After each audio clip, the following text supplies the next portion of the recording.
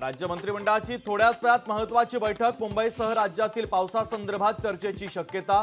बैठकीत कोणते महत्त्वाचे निर्णय घेतले जाणार याकडे लक्ष।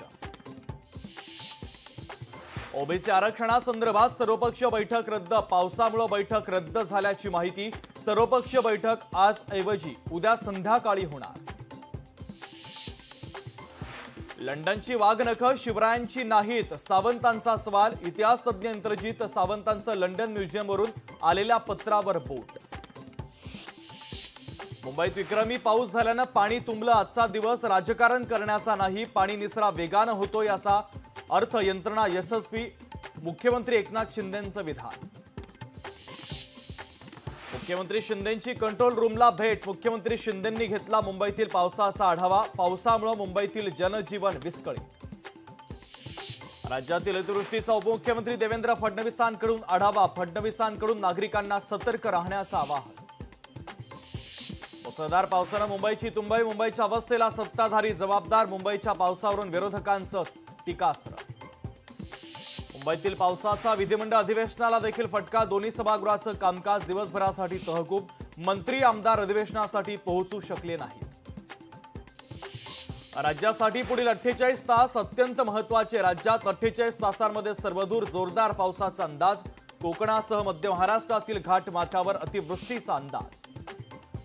मुंबईच्या समुद्रात मोठी भरती। समुद्रात 4.40 मीटर उंचीच्या लाटा उसळणार। हवामान विभागाकडून मुंबईकरांना सतर्कतेचा इशारा। वाशी रेल्वे स्टेशनवरून पहिली लोकल रवाना। तब्बल 6 ते 7 तासांनंतर वाशीहून सीएसएमटीसाठी लोकल। हार्बर रेल्वेच्या प्रवाशांकडून सुटकेचा श्वास।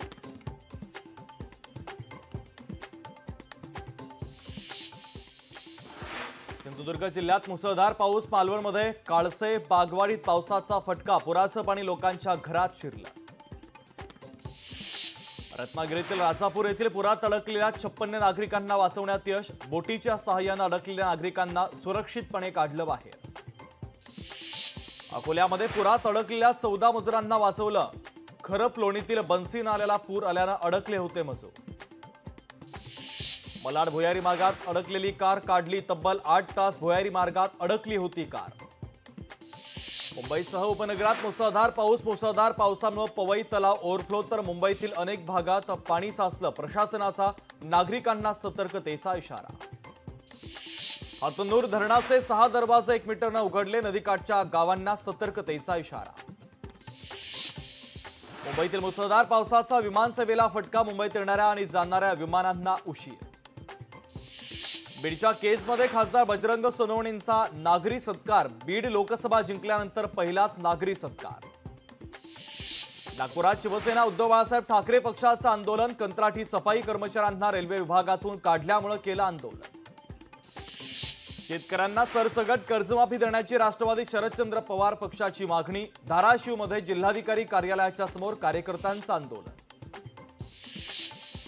बीड जिल्ह्यात 2 ठिकाणी गेल्या 9 दिवसांपासून आरक्षणासाठी उपोषण। एसटी प्रवर्गातून धनगर समाजाला आरक्षण देण्याची मागणी। मागण्या मान्य होईपर्यंत उपोषण सुरूच ठेवण्याचा सरकारला इशारा। छत्तीसगड बाल सुधार गृहातून पळालेल्या 3 अल्पवयीन मुली ताब्यात। नागपूर येथे महिला वाहतूक पोलिसांनी घेतलं ताब्यात।